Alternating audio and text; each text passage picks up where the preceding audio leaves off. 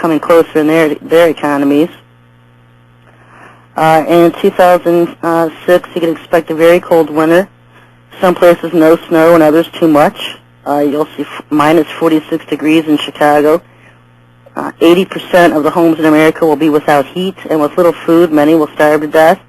Dead bodies will lie in the streets, and it will reach 120 degrees by mid-May. And so this is 2006, folks.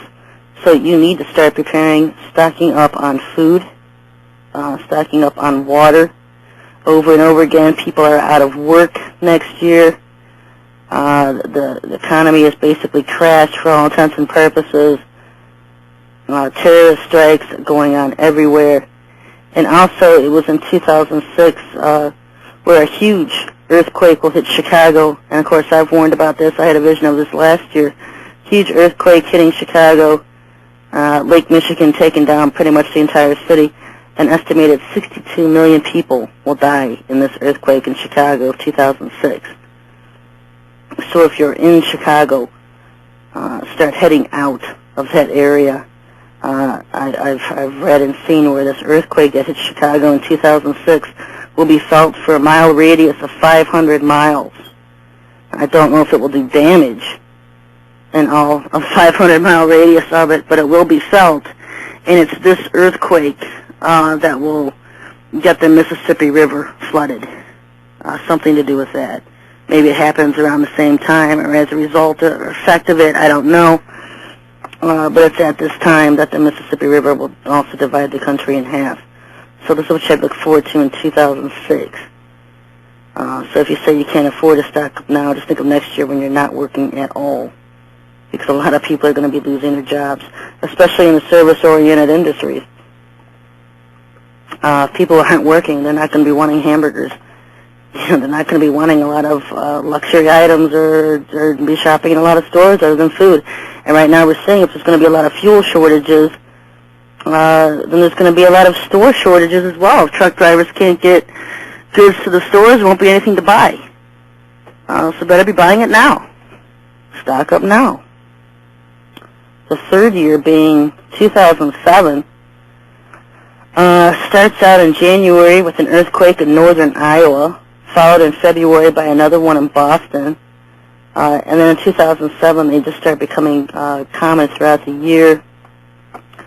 In late spring, God's prophets will go across the land calling people to repentance. Electrical power will be rationed. And this could be the results of strange ejections from the sun, which can destroy power grid hardware. Oil imports are cut off. There's very little food. Again, half the people out of work. Mexico and Canada restricts how many Americans can cross over. Fear, pain, and misery for the unbelievers. Miracles for the Christians. Food increased. Dead raised. At this time, persecution of Christians will go wild with government approval. So you're not only looking at martial law, you're looking at a lot of mass Christian persecution with government approval. Also, that could have been the second year, starting out with that's 2006, starting out with an earthquake in Iowa, followed by one in Boston.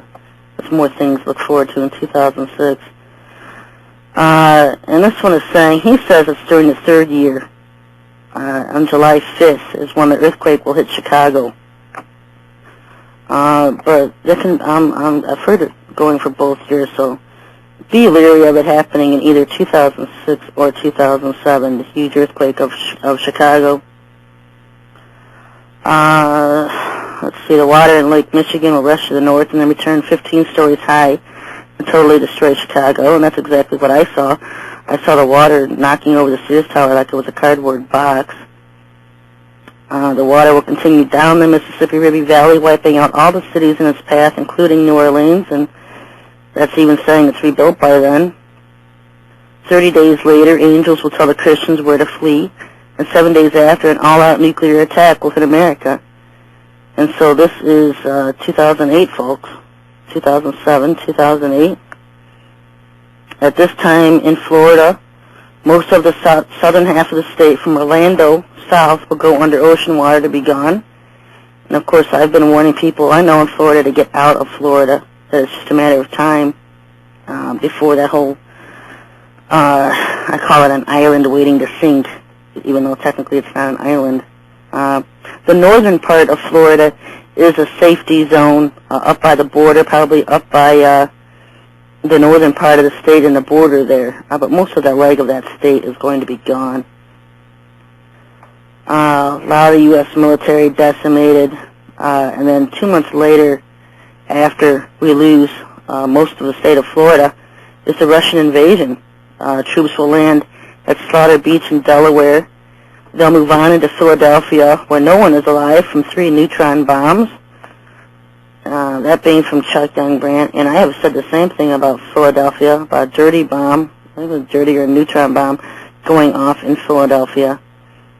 And so that will have already happened by the 3rd year, so that could have taken place during the 2nd year.